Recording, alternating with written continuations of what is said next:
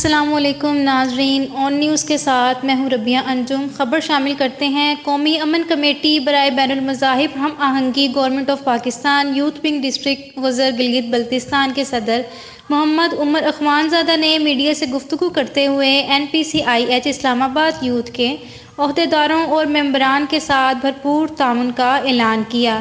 قاضی نثار احمد جو کوہستان سے لے کر چترال تک گلگت بلتستان کے قاضی ہے، میں ان کا پوتا ہوں اور مجھے یہ فخر محسوس ہے۔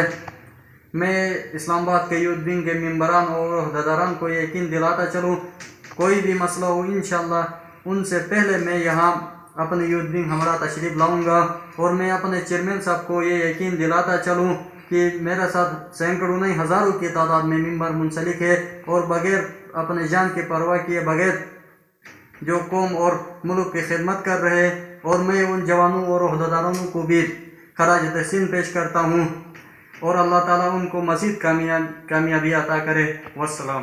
رپورٹ کرتے ہیں رپورٹر بلال احمد، آن نیوز اسلام آباد۔ لائک کریں، کمنٹ کریں، شیئر کریں اور بیل آئیکن کو پریس کرنا مت بھولیں۔